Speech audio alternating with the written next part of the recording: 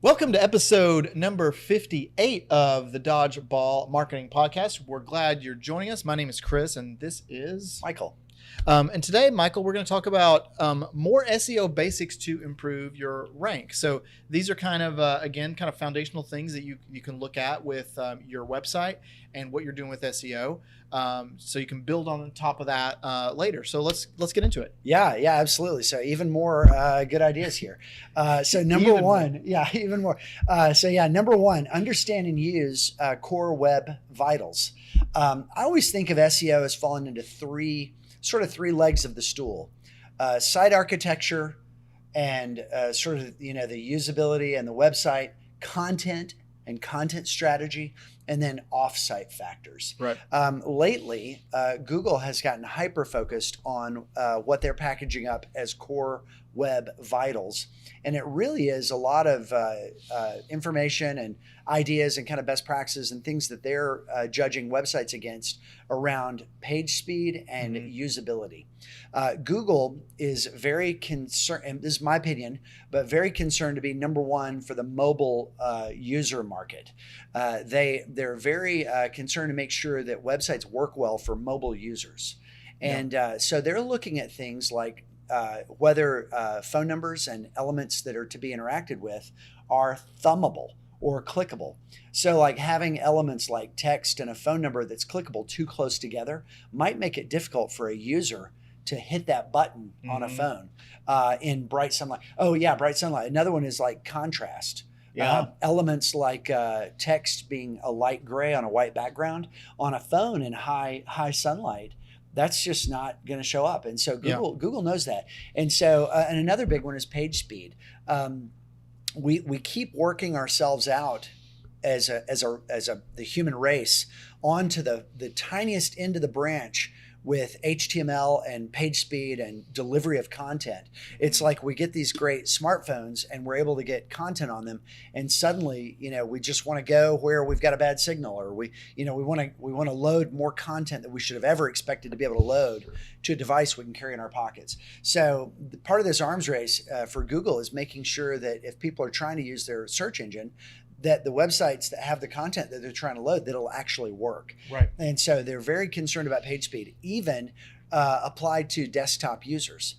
So this kind of affects everything, even though the mobile experience is driving a lot of this. So Core Web Vitals is Google's new framework and way of understanding what's good and what's bad. So we recommend just do a search for Core Web Vitals in Google and read the content and understand with your folks, your team, or if GoEps is your shop, we'll talk to you about how the stuff we're doing sets us up for success for Core Web Vitals. But yeah, it's a major element of the internet going forward, and it's really, in my opinion, driven by protecting a good mobile experience. But it's critical, and it's in that site architecture category, but it has to do with both usability and page speed, but it's critical going forward. Right. Core Web Vitals. That's a good one. Number two is use meta descriptions well. So when we talk about meta descriptions, we're talking about the little text underneath the blue link. Whenever you do a web search and you've got a set of your 10 results there, you've got the blue link on top, and then underneath it, that's your meta description, that short piece of 160 characters, right? Yeah. So be up to 160 characters. So be purposeful about how you're using that. And what we mean by that is include a meta description, because Google will show a meta description no matter what. But if you don't input that into the architecture of your site, it's just going to scrape some part of the page that it thinks is the most relevant. So you want to actually use that for that area for two things. Number one, you want to actually use it to enhance your click-through rate. So you want to persuade people to click on the results, tell them what they're going to get. And number two, you want to include your best keywords that you want to rank that page for in that. And if you'll notice, whenever you see a search result, it will bold the words inside of that meta description that the user typed in, right? So if you use those, it's just going to make your search result listing stand out even more, because it's going to have bold. Every time you use that phrase, it's going to have it bolded down there. So two reasons to recap. One is to just use it to influence people to control what it says. And then two, make it stand out using that bold feature. Yeah. Yeah. Yeah. And I would say, just to kind of comment on that one, I would always protect readability. But yeah, you definitely do want to use your keywords. The people who say SEO is dead are the same people who say don't pack your meta descriptions with keywords. Well, guess what? You need to use your keywords in your meta descriptions. That's not going away. That tactic is real. It matters. It's relevant. And if it's well worded and readable, then it's an SEO best practice. So I think there's a lot of kind of throwing the baby out with the bathwater. Yeah. People like to kind of dump on SEO and say, oh, no, just focus on good content. Well, this is focusing on good content. Yeah. This is what it means to just focus on good content. So there's kind of a mantra of don't do SEO, just focus on good content. Well, come on, let's put some structure on what it means to focus on good content. Well, It turns out that's called SEO. There's a whole industry around it. Yeah. So meta description is really good. Next up, know your competitors and their online activity. This is something I'm really excited about.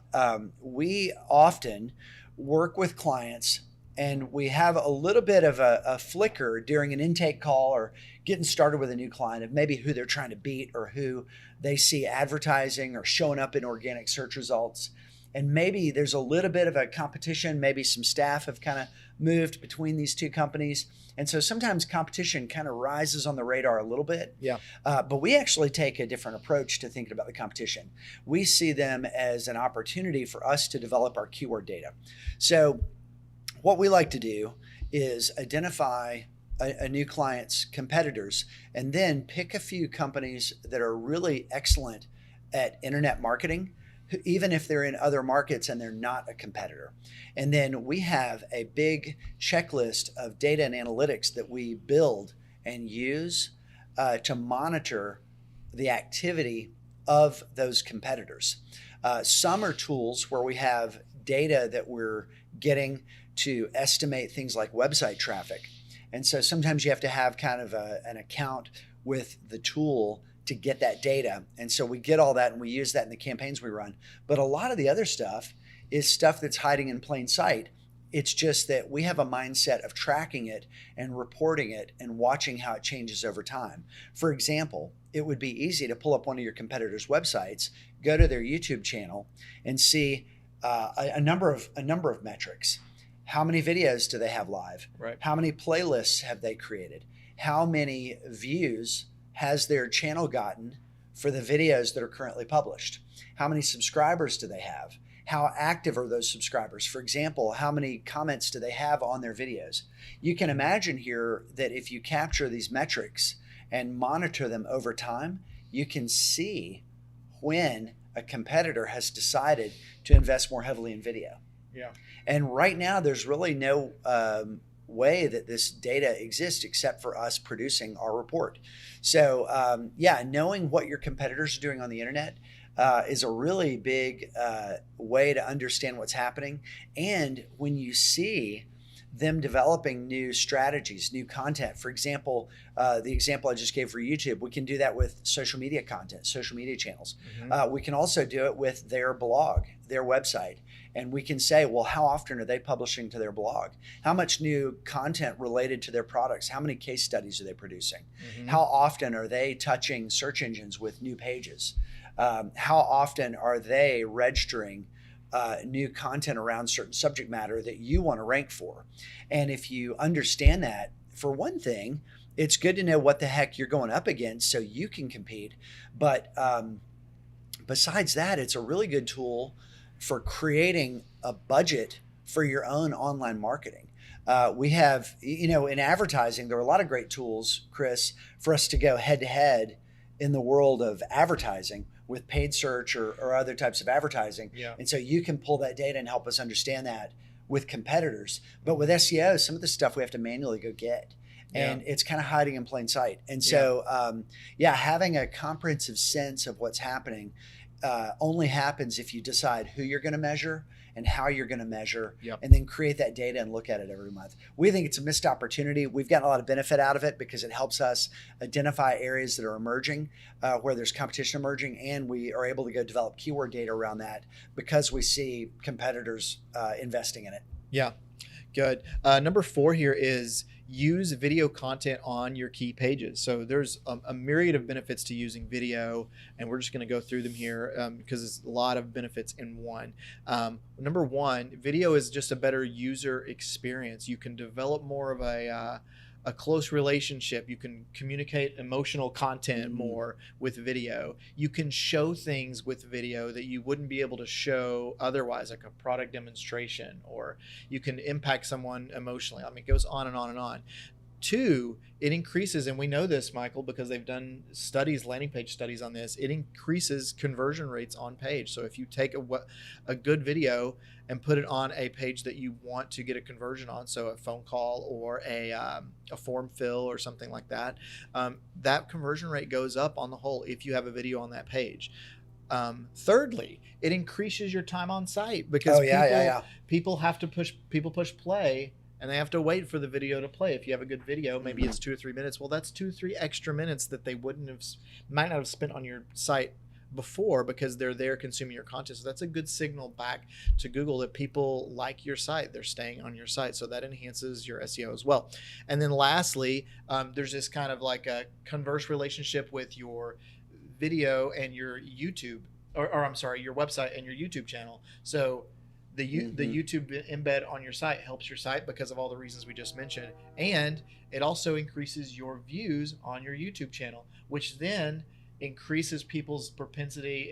It increases your YouTube SEO. It increases people's propensity to click on your view if it's got 5,000 views instead of 50 views, right? So there's kind of this kind of symbiotic relationship that can happen with your YouTube account and your website account or your website. So for all those reasons and more, using video, taking your key pages. So we're talking probably your service pages, your product pages, or even an overall video on your homepage. Or your homepage is obviously a key page. Developing video content for those pages. Yeah, and you happen to have been someone who owned a video production company. I owned company. a video You owned a video production company. So I'm good at articulating the benefits, but there really are more and more benefits to using video, and you don't have to hire a professional company a lot of times to do that. That's right. Yeah, not very many people have owned both a video production company and a paid search and social advertising company, but you have. So last up in this episode, this is a small one. We're just going to throw this in. Understand your robots.txt. There are so many little goofy things that can happen with technical SEO, and one of them is robots.txt. We had a website one time where someone in a company had gone in and manually edited, I think it was a WordPress site, I can't remember, but edited the robots.txt file, and they essentially, they inadvertently said, don't index this website. Oh my gosh. and it's one of those goofy things that can happen.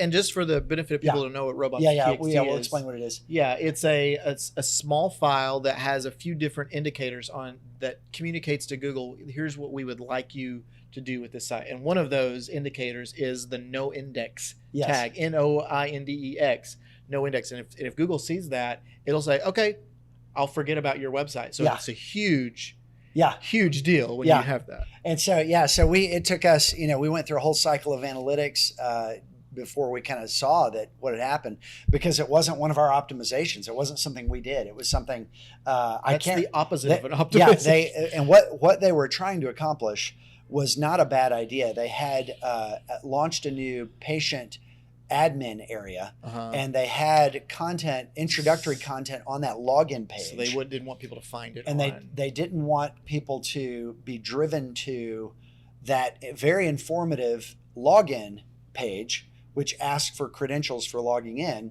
So it was more like a page that did have a lot of keyword-rich content, but was not intended to attract attention. They wanted it in the button bar, in the super header, and nowhere else.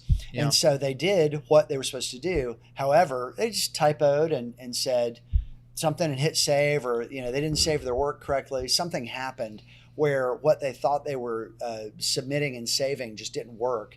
And it wasn't a big deal, but it did kind of break stuff. And Google, in that example, did recover the website pretty quickly.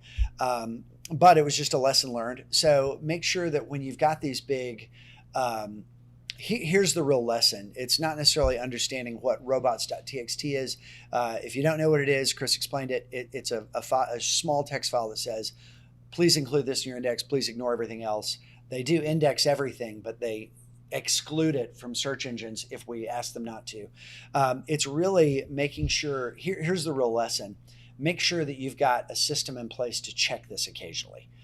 Go look at it, evaluate it. Often we see old site sections that have been removed are still included in a robots.txt, or a URL for a section of something that someone is trying to take out of rotation in people's awareness is maybe still included even though it's been removed from the website. And so it's good just to maintain those and keep the TXT really clean of any old information that's no longer relevant, just so it can be audited quite easily, maybe on a quarterly basis. Yeah. Kind of along with that routine, which we've talked about before, of checking your sitemap, make sure it's getting updated with new content. So much comes correctly. down to just good processes and checklists. Yeah. A lot of what we focus on is not knowing about it and remembering it and being really smart, but thinking in terms of operational excellence and having processes and checklists in place, and having like somebody on the hook to go look at stupid stuff that can break. Think like a pilot. Yeah, think like a pilot. Yeah.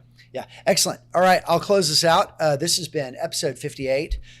More SEO basics to improve rank. This is kind of a technical SEO episode.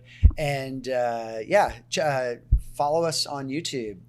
Comment below. Facebook, Twitter, LinkedIn. We're on all those platforms. I think Friendster and MySpace. We're not on Friendster anymore. We're not. Did we delete our Friendster. profile? Okay. We finally dropped Friendster. That's we're on missed opportunity. Yeah, but we're on the whatever. Facebooks. Yeah. Okay. All right. Thanks, everybody. We'll see you next time.